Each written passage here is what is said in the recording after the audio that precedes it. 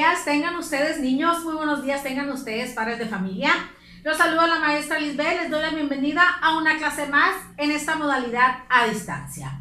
Me da mucho gusto estar de nuevo con ustedes y quiero agradecerles por todo el esfuerzo que han venido mostrando día a día.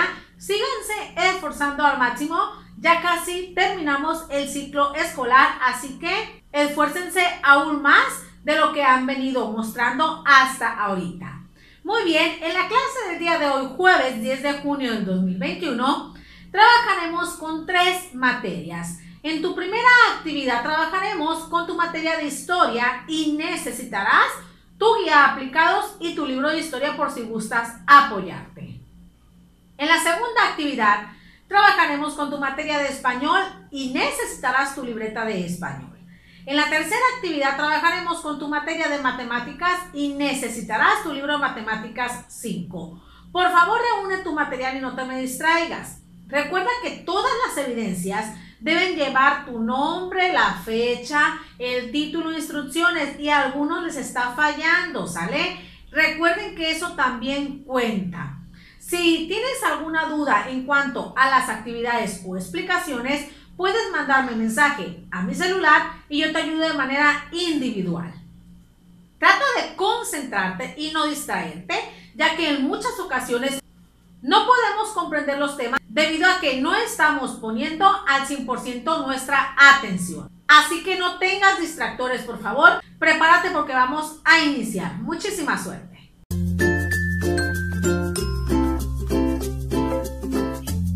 Vamos a iniciar con tu primera actividad en tu materia de historia con el tema obreros, campesinos y clase media. Recuerda que ese tema lo trabajamos en la clase pasada.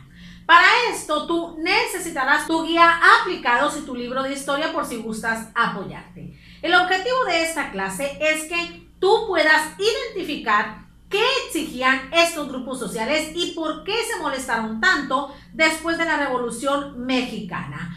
Antes de iniciar quisiera realizarte algunas preguntas. ¿Cómo crees tú que vivían los campesinos, obreros y los de la clase media después de la Revolución Mexicana? ¿El gobierno proporcionaba los mismos beneficios a ellos y a los gobernantes? Excelente, vamos a iniciar. Concéntrate y pon mucha atención. Después de la Revolución Mexicana, las personas trabajadoras que participaron en ella tenían la esperanza de fundar un gobierno democrático y que se respetaran todos los derechos de los trabajadores, así como también tenían la esperanza de formar un gobierno en el que se respetaran los derechos de los obreros, campesinos y clase media, se mejorara la calidad de vida de los mexicanos, se mejoraran las condiciones de empleo, se repartieran de manera igualitaria las tierras, salario justo y la igualdad para todos los mexicanos. Pero oh sorpresa que recibieron estos grupos sociales, ya que el gobierno desde 1940 a 1970 no respetó lo que se había pactado después de la Revolución Mexicana y al contrario, seguía perjudicando a estos grupos sociales. Pero tanto obreros, campesinos y clase media no se quedaron con los brazos cruzados. ¿Qué exigían estos grupos sociales y por qué se molestaban? Yo se los voy a explicar, pongan mucha atención. Primero comenzaré explicando qué exigían los campesinos y cuál era su molestia. La principal molestia de los campesinos fue que alrededor de 1940 se descuidó el campo. ¿Esto por qué? Porque se inclinaron más por invertir en la industrialización de nuestro país. Entonces, toda la ayuda al campo quedó de lado y ya no se les benefició. Como consecuencia a esta falta de apoyo, el reparto de tierras disminuyó y los ejidatarios se quedaron sin apoyo para poder cosechar y sembrar sus tierras. Por lo tanto, las tierras de estos ejidatarios se quedaron improductivas. Esas fueron las principales molestias de los campesinos, que el apoyo del gobierno se redujo y sus tierras ya no las pudieron trabajar como frecuentemente lo hacían.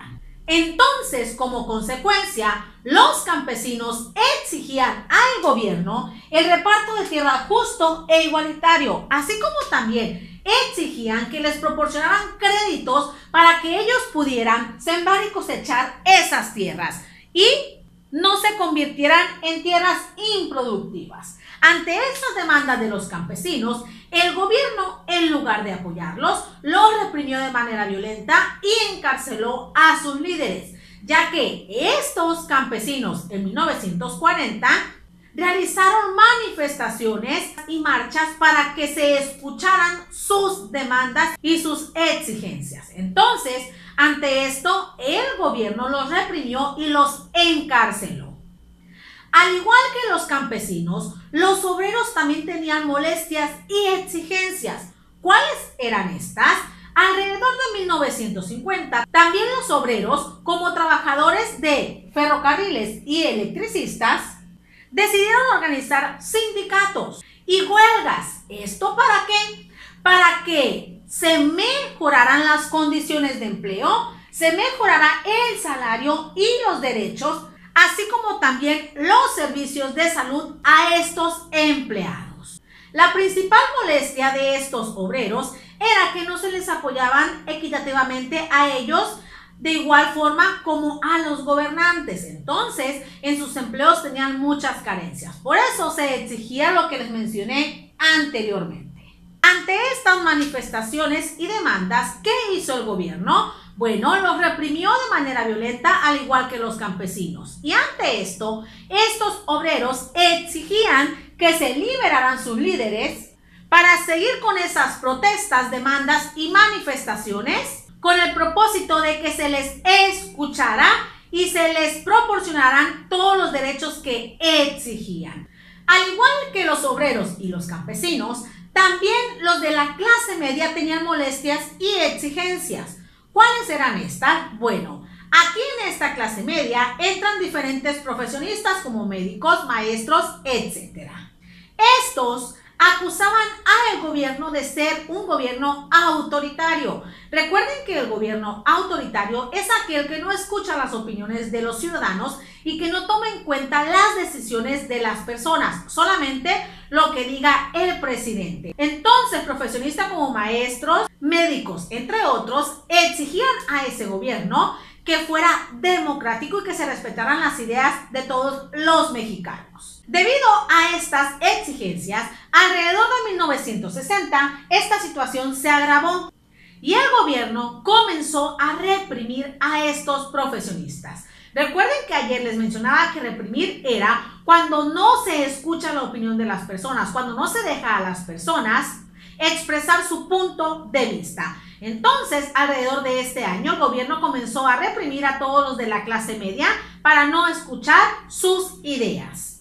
Estos profesionistas de la clase media, ¿qué exigían? Exigían el derecho a la libertad de opinión, a la manifestación, exigían elecciones democráticas y que se acabara con la represión del gobierno. Como ustedes se podrán dar cuenta, estos tres grupos sociales luchaban por sus derechos y por sus beneficios, ya que el gobierno no cumplió lo pactado después de la Revolución Mexicana. Ante todas estas demandas, el gobierno trató de calmar a los tres grupos sociales.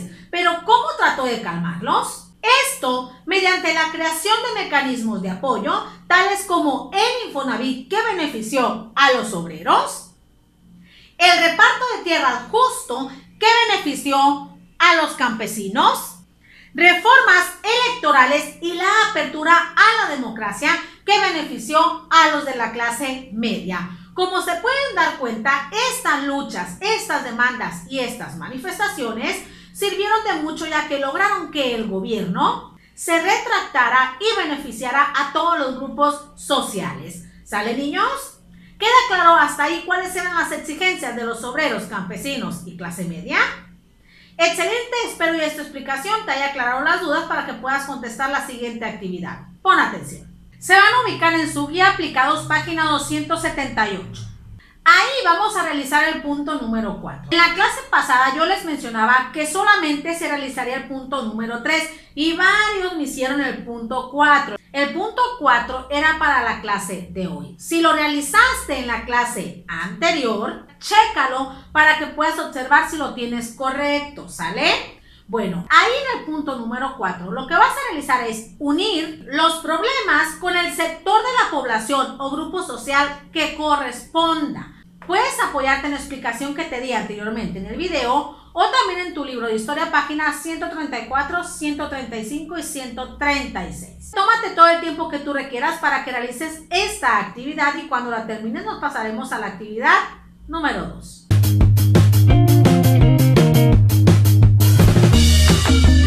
Muy bien, niños, vamos por tu actividad número 2 en tu materia de español. Para esto, tú necesitarás tu libreta de español.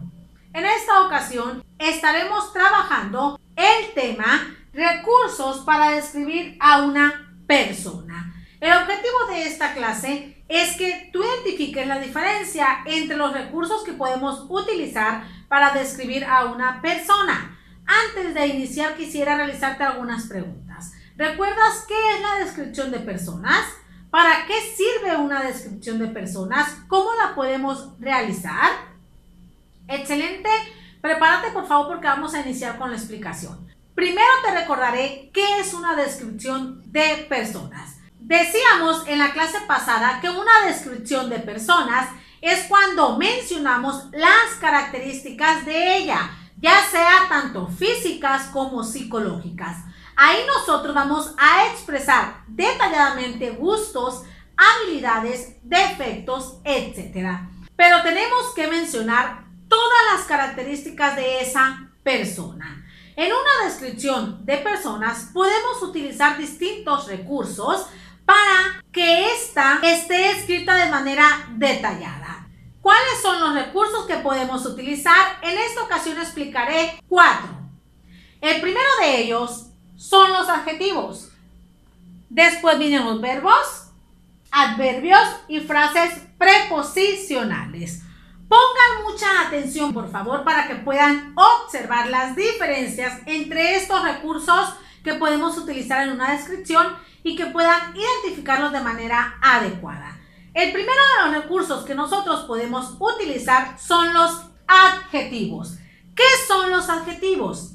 Estos son palabras que nos mencionan las cualidades o características de la persona. Por ejemplo, pueden ser físicas o psicológicas. Si la persona es alta, baja, morena, blanca, inteligente, honesta, desesperada, desorganizada, así como también primera, segunda, mexicana, etc. Esos son los adjetivos. Nos van a proporcionar a nosotros las cualidades y características de una persona. Te muestro cómo podemos escribir los adjetivos en una descripción de personas. Pon atención. Como tú puedes observar, en esta descripción de personas te resalto los adjetivos. Recuerda que los adjetivos nos van a decir las características de la persona, tanto físicas como psicológicas. Observa muy bien que es una sola palabrita, no es todo el párrafo. Una vez identificados los adjetivos, pasamos a explicar los verbos. Los verbos nos indican qué hace la persona, nos indican las acciones. Estos verbos pueden estar en infinitivo o conjugados. Recuerden que en infinitivo son los que terminan en ar, ir. Y los conjugados son los que están escritos en pasado o presente. A continuación te muestro ejemplos. Pueden ser correr o corre, está, estuvo, vivir, vivió, ganó, ganar, tuvo, tener, obtener, brincar, brincó, fue y es. Si te fijas, hay infinidad de verbos. Puede haber más verbos que estos que yo te mostré aquí. Pero recuerda que los verbos nos van a decir qué hace, las acciones de la persona, ¿sale? A continuación te muestro cómo los podemos escribir en una descripción de personas. Pon atención. Como puedes observar, en esta descripción de personas te resalto los verbos. Los verbos nos van a mencionar qué hace la persona. Fíjate bien que no es todo el renglón, solamente son unas cuantas palabritas. Checa muy bien las que yo te resalté. Ok, niños, seguimos con otro elemento más que cuenta como recurso al momento de describir a una persona, los cuales son adverbios. ¿Qué son los adverbios? Los adverbios son palabras que nos van a expresar circunstancias. Son palabras que van a complementar a la oración, al adjetivo, al verbo o al mismo adverbio. Hay distintos tipos de adverbios. Tenemos adverbios de lugar. Estos de lugar nos dicen de está aquí, allá, cerca, lejos, etc. Esos son de lugar. También tenemos adverbios de tiempo. Estos de tiempo nos van a decir en qué momento estamos. Si estamos antes, ahora, posteriormente, luego, siempre, nunca, etc. Por eso nos dice que son de tiempo. También podemos encontrar adverbios de cantidad. La cantidad nos va a decir si son muchos, pocos, nada, todo, etc. También podemos encontrar adverbios de duda. Entre ellos se encuentran quizá, tal vez. Si te fijas, estas palabritas de adverbios de duda nos indican que la persona no sabe qué respuesta dar. Por eso dice que son de duda. También tenemos otros tipos de adverbios, pero los que más se utilizan son estos que te acabo de mencionar. Recuerda que los adverbios nos van a expresar circunstancias y podemos encontrar de lugar, de tiempo, de cantidad, de duda, etc. Te muestro cómo podemos utilizarlos en una descripción de personas. A continuación, checa muy bien estos dos adverbios que yo te marqué en esta descripción de personas. Fíjate que son la palabra siempre y actualmente. Recuerda que los adverbios van a mostrar circunstancias y puede haber de modo, de lugar, de duda, así como también de tiempo. Ok, niños, y finalmente tenemos el último recurso para describir personas, que son las frases preposicionales. ¿Estas qué son? ¿Qué significan? Estas frases preposicionales inician con una preposición y un sustantivo. Nos dicen de dónde viene la persona, en dónde viven, en dónde están, de qué están hechos. Por ejemplo, frases preposicionales podemos comenzarlas con la preposición en, de o entre. Fíjense los ejemplos.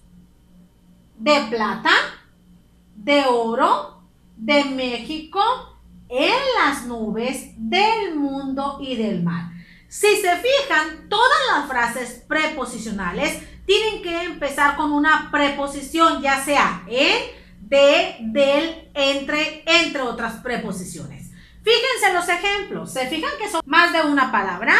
Estas frases preposicionales nos van a decir de dónde vienen, de qué están hechos, en dónde viven, en dónde están, etc. Te muestro cómo podemos utilizarlas en una descripción de personas. Pon atención, por favor. Como te puedes dar cuenta, te muestro dos frases preposicionales, las cuales están formadas por una preposición y un sustantivo. Recuerda que las frases preposicionales nos van a decir de dónde es la persona, en dónde vive, en dónde se encuentra, etc.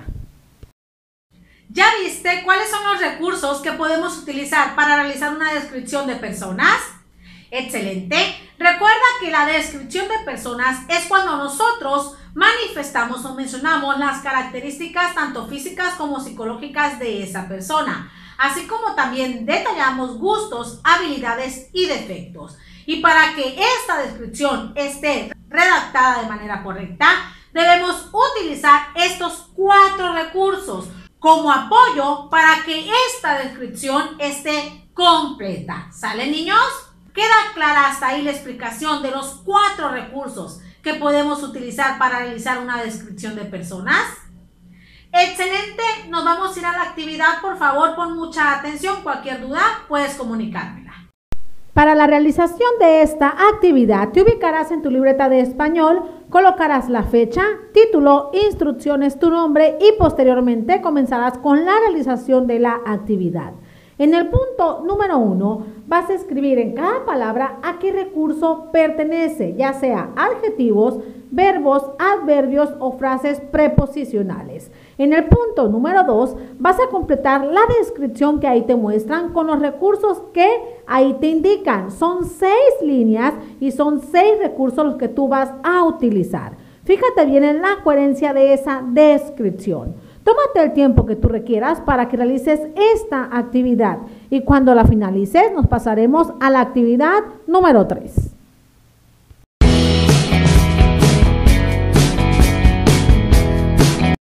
Muy bien, niños, vamos con su actividad final en su materia de matemáticas. Para esto, ustedes van a necesitar su libro de matemáticas 5.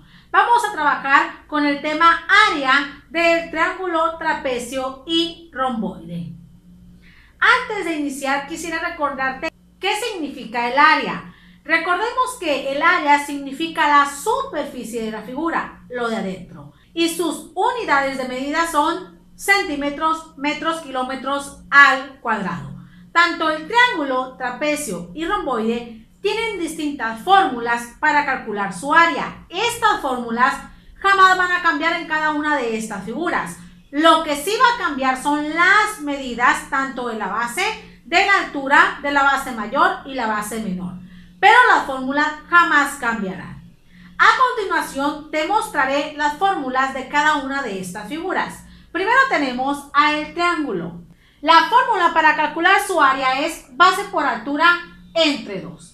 El trapecio, su fórmula es base mayor más base menor por altura entre 2. Y el romboide es base por altura. Estas son las fórmulas que tú vas a necesitar para calcular el área de estas figuras. A continuación te muestro 3 ejemplos de estas figuras. Primero tenemos a esta figura geométrica. ¿Cómo se llama? Triángulo, ¿verdad? Lo primero que vamos a realizar para calcular el área es colocar su fórmula, la cual es base por altura entre 2. Lo segundo es ubicar las medidas de estas letras, de la base y de la altura. La base mide 5 y la altura mide 13 y posteriormente vamos a sustituir estas letras por los números. La base 5 centímetros por altura 13 centímetros entre 2. Aparte, nosotros vamos a realizar esta multiplicación. 5 por 3, 15, llevamos una, 5 por 1, 5 y 1, 6. Este resultado, que son 65, lo vamos a colocar aquí porque es el resultado de la multiplicación, ¿sale? Pero le tenemos que sacar la mitad o dividir entre 2 porque así es la fórmula del triángulo. Vamos a realizar esa división acá. ¿El 2 cabe en el 6? Sí. ¿2 por cuánto nos lleva 6? 2 por 3, 6. Realizamos la resta y bajamos el 5. ¿El 2 cabe en el 5? Sí. ¿Cuántas veces? 2 por cuánto nos acerca a 5. 2 por 2, 4. Y como vemos que esta división no se terminó, colocamos un puntito y bajamos el 0. 2 por cuánto nos acerca a 10? 2 por 5, 10. Ahí está. Quiere decir que el resultado final de esta división son 32.5 centímetros cuadrados. ¿Se fijan cómo calculamos el área del triángulo? Recuerden que al resultado final tienen que sacarle la mitad porque a algunos aún les falla en esa división. Ahora pasamos a realizar la siguiente figura. ¿A qué figura nos referimos? Trapecio. Vamos a colocar aquí la fórmula para calcular el área del trapecio, la cual es base mayor más base menor por altura entre 2. Lo segundo que yo voy a realizar es ubicar los valores de estas letras. La base mayor mide 20, la base menor mide 14 y la altura mide 17. Lo segundo que vamos a hacer es sustituir estas letras por los números. La base mayor más la base menor por altura, que son 17, y a esto le vamos a sacar la mitad.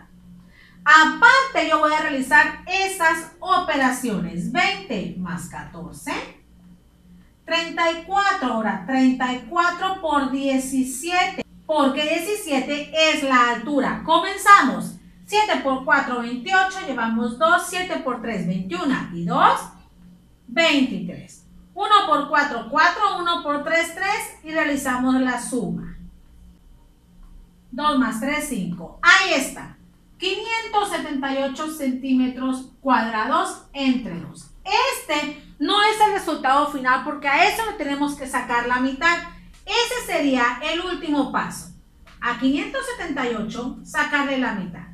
¿El 2 cabe en el 5? Sí. ¿Cuántas veces? 2 porque 2 por 2 son 4. Realizamos la resta, bajamos el 7. ¿2 por cuánto nos acerca a 17? 2 por 8 son 16, así que ese número es. Bajamos el 8. ¿2 por cuánto nos acerca a 18? 2 por 9 son 18 y ahí se termina la división. Quiere decir que el resultado final son 289 centímetros cuadrados. Así vas a calcular tú el área del trapecio. Ahora te mostraré un ejemplo de cómo calcular el área de un romboide. Lo primero que tenemos que realizar nosotros es colocar la fórmula para calcular el área del romboide, la cual es base por altura. Lo segundo es ubicar estos valores. La base mide 25 centímetros y la altura mide 15 centímetros. Lo segundo es sustituir estas letras por los números, 25 centímetros por 15 centímetros. Aparte, nosotros podemos realizar esta operación, 25 por 15, y sacamos el resultado. 5 por 5, 25, llevamos 2, 5 por 2, 10, y 2, 12, 1 por 5, 5, y 1 por 2, 2. Realizamos esta suma y nos da 375 centímetros cuadrados. Con estos 3 pasos tan simples, puedes llegar al resultado del área del romboide. ¿Sale, niños? ¿Queda claro hasta ahí cómo podemos calcular el área tanto del trapecio, romboide y triángulo? Excelente, niños. Ahora paso a explicar la actividad. Pongan atención. Para realizar esta actividad te ubicarás en tu libro de Matemáticas 5 en la página 116 y 117. En el punto número 3 de la página 116 vas a calcular el área de esos 3 triángulos. Recuerda que la fórmula es multiplicar base por altura entre 2. En el punto número 4 de esa misma página tienes que calcular el área del romboide. Recuerda que la fórmula para calcular su área es base por altura. No vas a recortar nada, solo calcular el área de estas figuras geométricas. Cuando termines eso, te pasarás a la página 117. Ahí en el punto número 5, calcularás el área de esos trapecios. Recuerda que la fórmula para calcular su área es sumar primero base mayor más base menor y ese resultado multiplicarlo por la altura y eso dividirlo entre 2. En el punto número 6, vas a calcular el área de ese trapecio que te muestran a tu mano derecha. La base menor mide 7 metros, la base mayor mide 10 metros y la altura mide 5 metros. Con esas medidas tú vas a calcular el área de ese trapecio. Las preguntas que vienen al final no las vas a realizar, solamente el punto 3, 4, 5 y 6. ¿Queda clara hasta ahí tu actividad? Excelente, niños, tómense todo el tiempo que ustedes requieran para realizarla. Muy bien, niños, llegaron al final de su clase. Muchísimas gracias por todo el empeño que muestran día a día en la realización de sus actividades. Me siento muy orgullosa de ser su maestra. Les mando un fuerte abrazo y un beso. Espero verlos en la clase de mañana. Cuídense mucho, por favor, y recuerden mandarme sus evidencias. Chao.